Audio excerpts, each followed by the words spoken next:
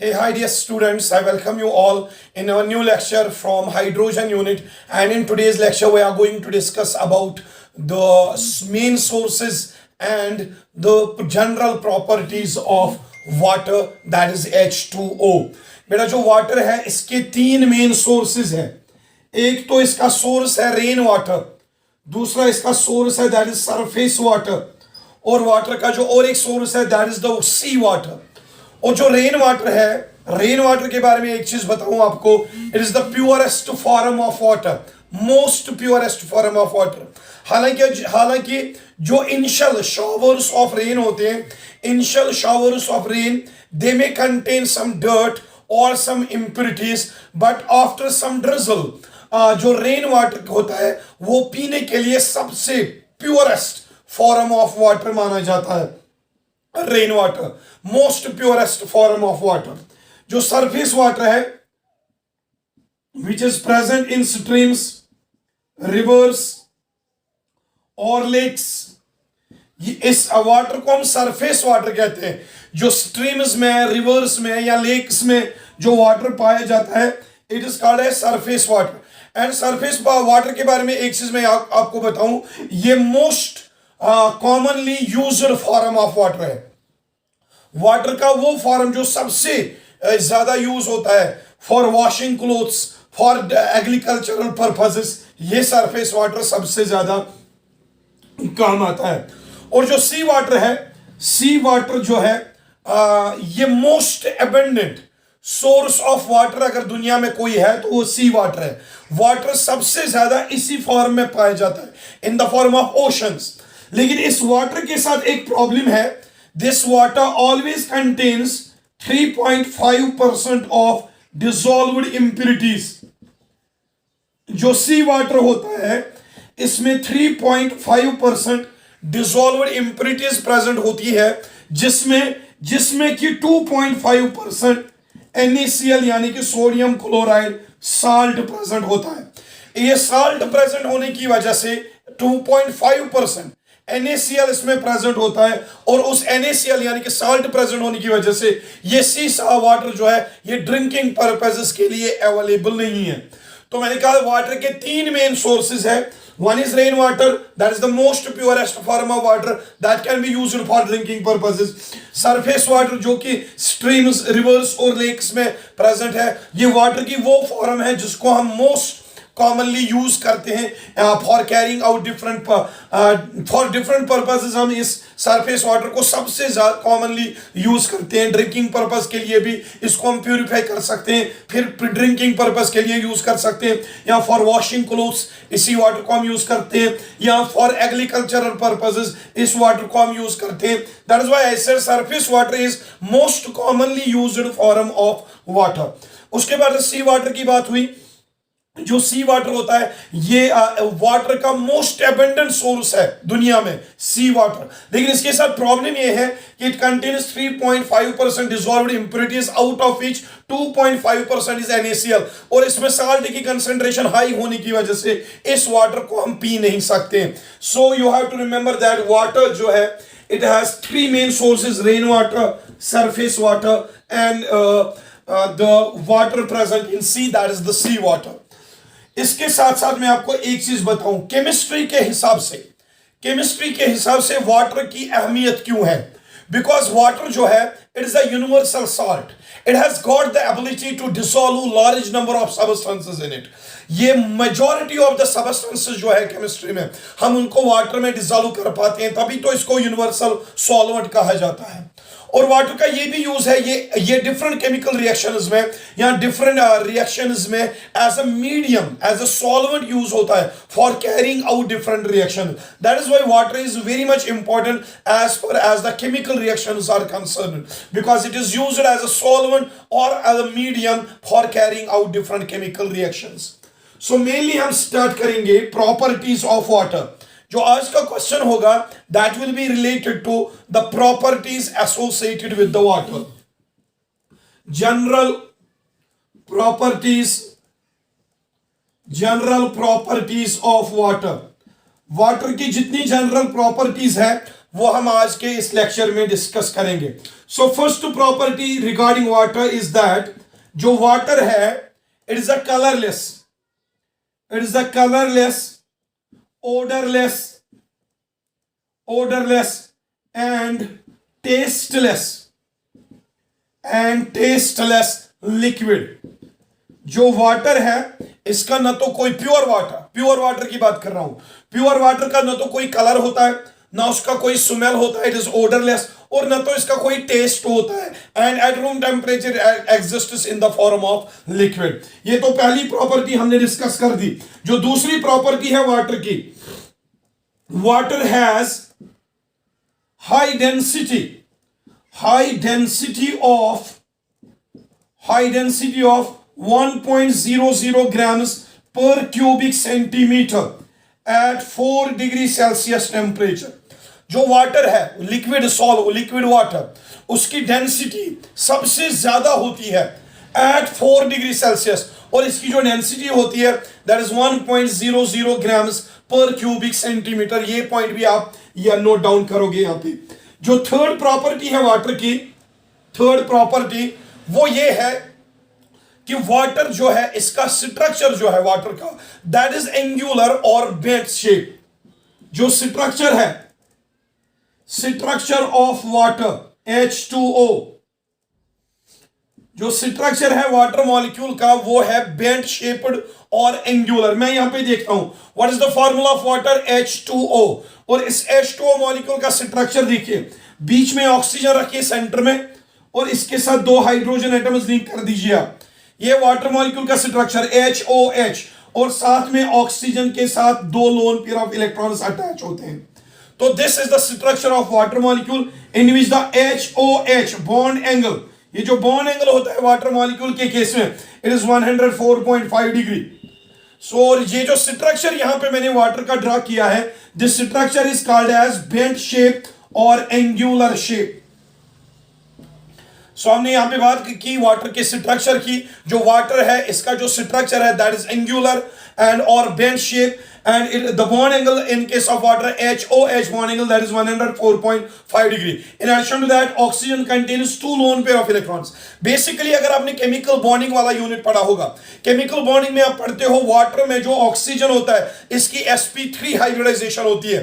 sp3 hybridisation होने की वजह से इसकी जो शेप होनी चाहिए that must be tetrahedral, but due to the presence of these two lone pair of electrons water की शेप चेंज हो जाती है टू बेंट और एंगुलर शेप। वाटर में एंगल होना चाहिए 109 डिग्री, लेकिन इसमें एंगल पाया जाता है 104.5 डिग्री। वो एंगल जो यहां पे चेंज होता है that is because of the repulsion caused by lone pairs. वो लोन पेयर और lone pair bond pair repulsion होने की वजह से वाटर मॉलिक्यूल का जो एंगल है 104.5 डिग्री तक डिक्रीज हो जाता है from 109 degree.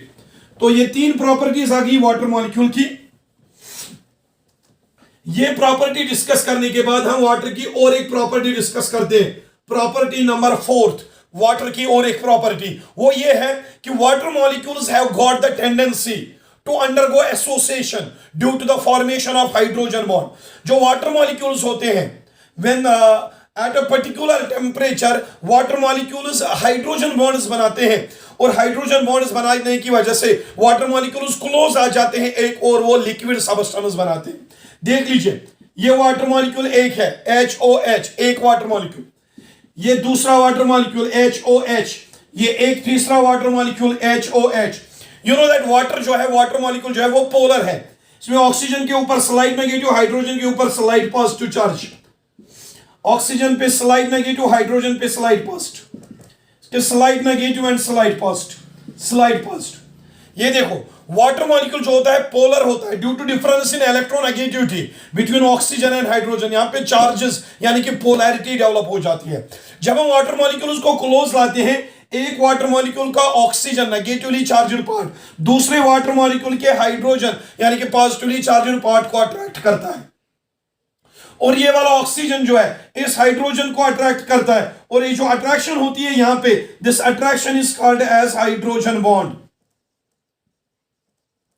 So in case of water molecules, when water molecules come closer to each other, they undergo hydrogen bonding. That means वो hydrogen bonds आपस में बनाते हैं, उसकी वजह से जो water molecules होते हैं वो associate हो जाते हैं एक ही जगह, और उसकी वजह से water जो है room temperature पे liquid form में exist होता है. So this was why water exists as a liquid. अगर आपसे ये पूछा जाए why water is liquid at room temperature, this is because water molecules get aggregated due to the formation of intermolecular hydrogen bonds. और water molecules के बीच में hydrogen bonds बनने का मतलब water molecules close आएंगे, उनके बीच में थोड़ी बहुत पैकिंग हो जाएगी, और water molecule room temperature पे गैस के बजाय liquid form में exist होता है. Fifth property of water, fifth property, that is the neutral nature. Neutral nature. ये जो वाटर है ये एक न्यूट्रल सॉल्वेंट है. न्यूट्रल सॉल्वेंट, न्यूट्रल का मतलब ये न तो ब्लू लिटमस का कलर चेंज कर पाता है, न तो ये रेड लिटमस का कलर चेंज कर पाता है. That's why we say water is neutral in nature. आपको मैं एक चीज समझाता हूं. वाटर जो है it has one property, it undergoes auto ionization, self decomposition. जब ये वाटर सेल्फ डिकम्पोजिशन शो करता है, it forms H positive and OH negative. जब वाटर डिकम्पोज हो जाता है, इसकी जब ऑटो आयोनाइजेशन हो जाती है, खुद से डिकम्पोज होके एक तो H पॉजिटिव बनाता है और OH नेगेटिव बनाता है. एंड एट इक्विलिब्रियम देखा गया है the concentration of H positive at equilibrium that is equal to concentration of OH negative, और दोनों का जो वैल्यू है that is equal to 10 raised power minus 7. 10 raised power minus 7. ये चीज याद रखिएगा. जब भी वाटर डिकम्पोज होता है, डिकम्पोज होने की वजह से आपको मिलता है equimolar amount of H positive and OH negative. जब भी वाटर डिकम्पोज हो जाता है, ये 10 raised power 7 moles of H positive produce करता है, या 10 raised power minus 7 moles OH negative produce करता है एट इक्विलिब्रियम. कहने का मतलब ये है कि वाटर जब भी डिकम्पोज होता है, जितनी कंसंट्रेशन H पॉजिटिव की होती है उतनी ही कंसंट्रेशन OH नेगेटिव भी वाटर प्रोड्यूस करता है. अगर ये खाली H पॉजिटिव प्रोड्यूस करता, मैं इसको कहता है कि it will be acidic in nature. अगर ये OH नेगेटिव खाली प्रोड्यूस करता, मैं कहता है कि it is basic in nature. लेकिन इसका दोनों H पॉजिटिव और OH नेगेटिव प्रोड्यूस करना, और वो भी इक्विमोलर कंसंट्रेशन में 10 raised power minus 7 के रेंज में, दोनों प्रोड्यूस होते हैं. इसलिए हम कहते हैं कि वाटर जो है ना तो ये ब्लू लिटमस को रेड में कन्वर्ट करेगा, ना तो ये रेड लिटमस को ब्लू में कन्वर्ट करेगा. That is why we say water is neutral in nature. So what you have learned here, it is that upon decomposition, water gives equimolar concentration of H positive and OH negative. Because of that, it doesn't turn blue litmus to red or red litmus to blue. That means it is neither acidic nor basic. That is why we say water is neutral in nature. इसके बाद में water का amphoteric nature discuss करता हूं. Amphoteric, why we say water is amphoteric, what is the reason behind that? That will be the property number 6. Amphoteric nature. Amphoteric nature of water. Basically बेटा water जो है decompose होके एक तो H positive भी release करता है, OH negative भी रिलीज करता है, और दोनों की molar concentration at equilibrium same होती है. Because of that we call water as a neutral substance.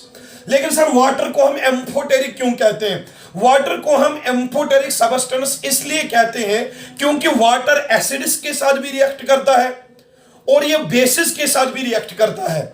जब वाटर स्ट्रॉन्ग एसिड्स के साथ रिएक्ट करता है, it acts as a base, और जब वाटर स्ट्रॉन्ग बेसिस के साथ रिएक्ट करता है, it acts as a acid.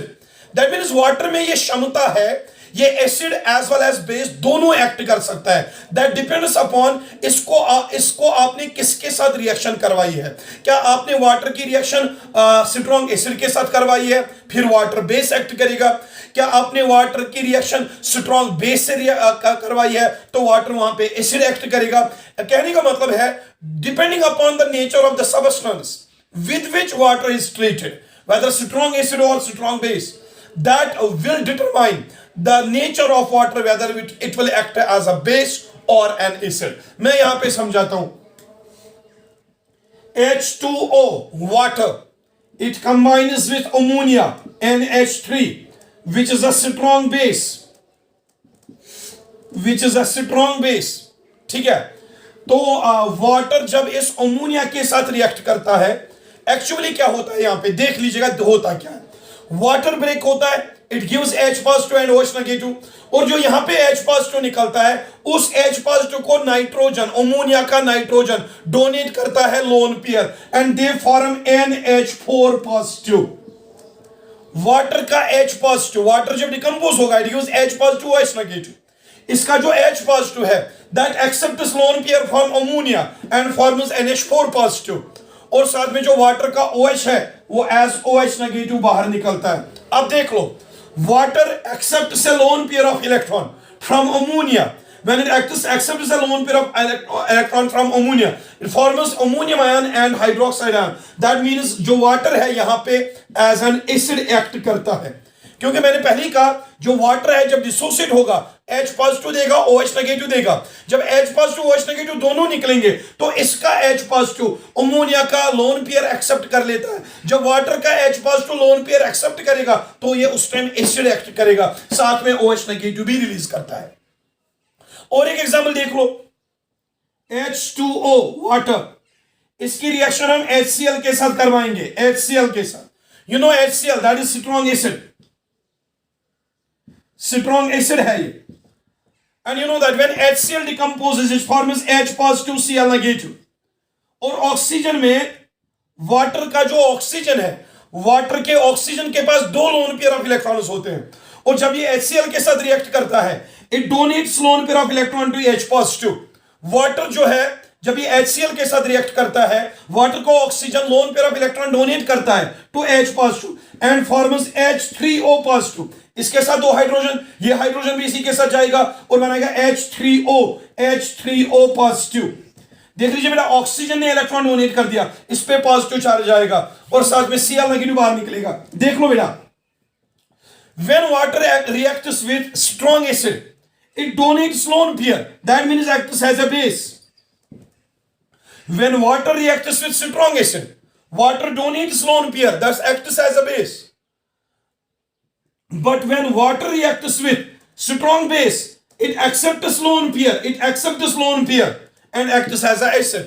So water यहाँ पे base के साथ acid act कर रहा है और वाटर यहां पे एसिड के साथ बेस एक्ट कर रहा है।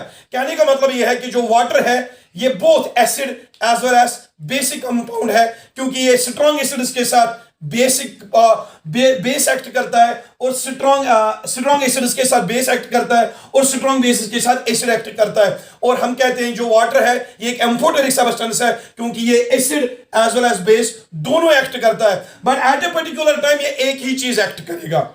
अगर स्ट्रॉन्ग बेस के साथ रिएक्ट कराओगे तो खाली एसिड एक्ट करेगा, लेकिन अगर स्ट्रॉन्ग एसिड के साथ रिएक्ट करवाओगे तो वाटर खाली बेस एक्ट करेगा। At a time it acts only one thing, either acid or base, but overall it acts both acid as well as a base. That is why we call it as the amphoteric substance. Amphoteric substance. Next property. Property number 7. Reaction of water with metals. Reaction of, मेरा गला बैठा हुआ है सो थोड़ा बर्दाश्त कीजिएगा आज। Reaction of water with metals. जो अल्कली मेटल्स है लाइक सोडियम, अल्कली मेटल्स या alkaline earth metals like calcium, these metals react with cold water and decompose that cold water to release hydrogen gas. समझा तू? 2 times sodium, इसको मैं add कर देता हूं 2 times water, cold water. Sodium जो है कोल्ड वाटर के साथ रिएक्ट करता है and it results in the formation of sodium hydroxide and hydrogen gas. जो कैल्शियम है it also reacts with water, 2 times water, cold water, and with water it forms calcium hydroxide CaOH2 with the release of hydrogen gas. कहने का मतलब यह है कि water जो है कोल्ड फॉर्म में, कोल्ड फॉर्म में वाटर अल्कली मेटल्स के साथ या अल्कलाइन अर्थ मेटल्स के साथ रिएक्ट करता है और साथ में रिलीज करता है हाइड्रोजन गैस। ये एक टाइप की रिएक्शन है वाटर की विथ मेटल्स। वाटर जो है कोल्ड फॉर्म में डिफरेंट मेटल्स के साथ रिएक्ट करता है और हाइड्रोजन गैस रिलीज करता है। और साथ में आपने सुना होगा कि जो आयरन होता है, आयरन मेटल अगर आप लोगे या जिंक मेटल आप लोगे या एटसेट्रा में लिखूंगा, आयरन में एक प्रॉपर्टी ये है या जिंक में एक प्रॉपर्टी ये है, एथ property, they also react with water but hot water और steam, and these two metals react with hot water and steam and decompose that steam or hot water into hydrogen. I will take 3 times iron plus 4 times water. Here I will take hot water or steam. जो hot water है या जो steam है वो iron के साथ react करता है, gives Fe3O4 plus यहां पे 4 times हाइड्रोजन गैस रिलीज हो जाता है। That means iron also reacts with water, hot water, and decomposes that hot water to evolve hydrogen gas. यहाँ पे भी 4 times hydrogen gas release हो जाता है। Likewise जो zinc है, zinc जो है, it also reacts with water. I will take 2 times zinc, 2 times water. Zinc also reacts with hot water or steam and gives zinc oxide, ZnO plus 2 times hydrogen gas. यहां पे भी hydrogen gas release हो जाता है। चाहे आप सर्द पानी लो या गर्म पानी लो यानी कि स्टीम, दोनों hot water as well as cold water metals के साथ रिएक्ट करते हैं, वेदर अल्कली मेटल्स के साथ, अल्कलाइन अर्थ मेटल्स के साथ, आयरन के साथ या जिंक के साथ, ये रिएक्ट करते हैं hot water and cold water to evolve hydrogen gas.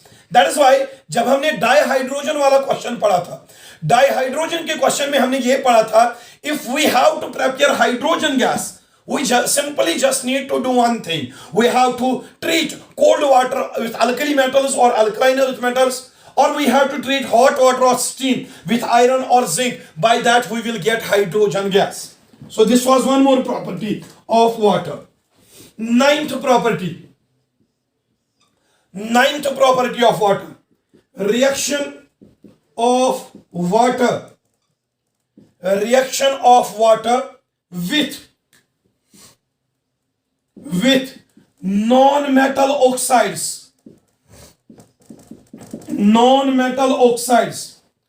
जो वाटर है ये कुछ नॉन मेटल ऑक्साइड्स के साथ रिएक्ट करता है। एक तो मैंने बोला वाटर एसिड्स के साथ भी रिएक्ट करता है, वाटर बेसिस के साथ भी रिएक्ट करता है, वाटर मेटल्स के साथ भी रिएक्ट करता है, और वाटर की और एक प्रॉपर्टी है, it also reacts with metal oxides and converts those metal oxides into acids. मैं समझाता हूं। Carbon dioxide it is metal oxide, ये कार्बन का ऑक्साइड है, carbon is non metal oxide. Reaction of water with non metal oxides, जो carbon dioxide है ये एक नॉन मेटल ऑक्साइड है। वाटर इस कार्बन डाइऑक्साइड के साथ रिएक्शन करेगा H2O and gives H2CO3 carbonic acid. Water की एक प्रॉपर्टी ये है, जब भी ये नॉन मेटल ऑक्साइड्स के साथ रिएक्ट करता है, carbon dioxide non metal oxide है, जब भी वाटर इसके साथ रिएक्शन करेगा और ये non metal oxide carbonic acid में यानी कि रेस्पेक्टिव एसिड में कन्वर्ट होगा। SO2 also reacts with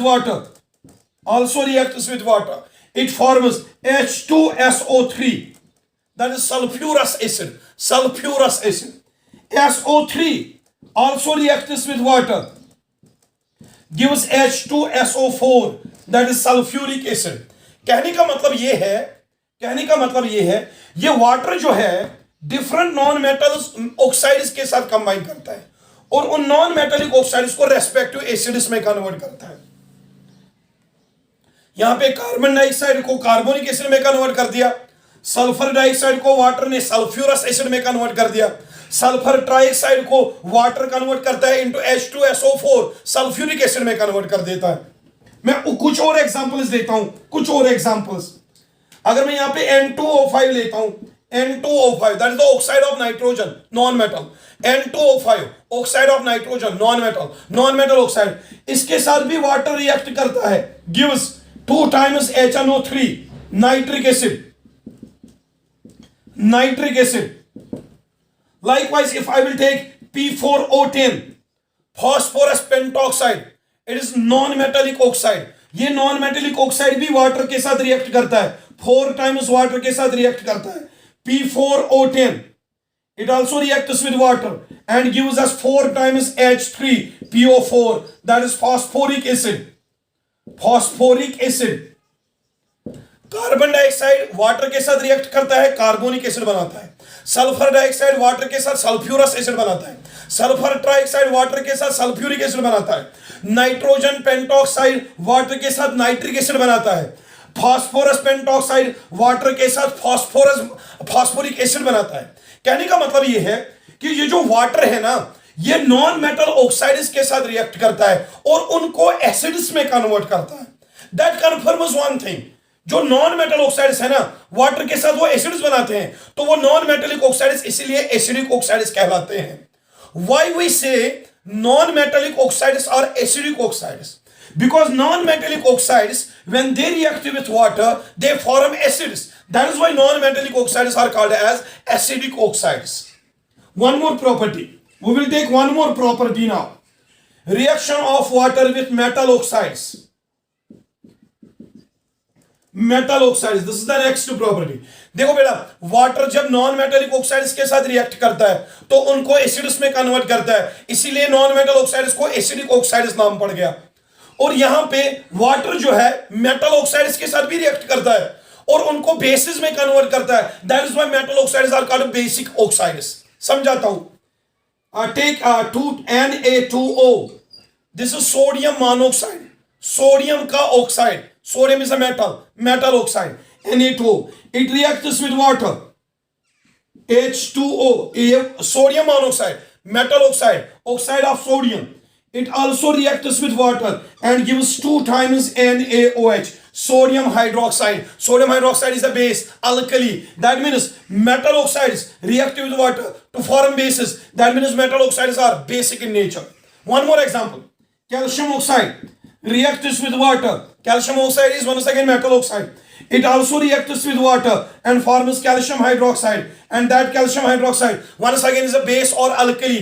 That means water reacts with metal oxides and converts those metal oxides into respective alkalis or bases. That is why we say metal oxides are basic in nature. Basic in nature. So हमने यहाँ पे water की कुछ properties discuss की, जिसमें हमने पहले water की कुछ प्रॉपर्टीज डिस्कस की, जिसमें इसका एम्फोटेरिक नेचर हमने डिस्कस किया, न्यूट्रल नेचर ऑफ वाटर हमने डिस्कस किया, बाद में हमने reaction of water with metals discuss की, बाद में हमने वाटर की reactions with metal oxides discuss की, और इससे पहले हमने reaction of water with non metal oxides discuss की. और यहां पे इस लेक्चर को मैं स्टॉप कर देता हूं.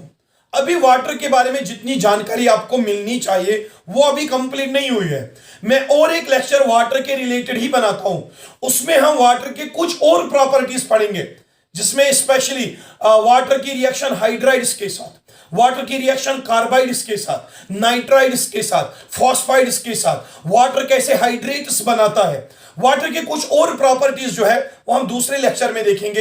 इस लेक्चर को मैं यहीं पे स्टॉप कर देता हूं क्योंकि मेरा गला बैठा हुआ है. So in next lecture we are going to continue this concept, that is the properties of water. We are going to continue this thing in our next lecture also. Till then, take care of yourself and Khuda Hafiz.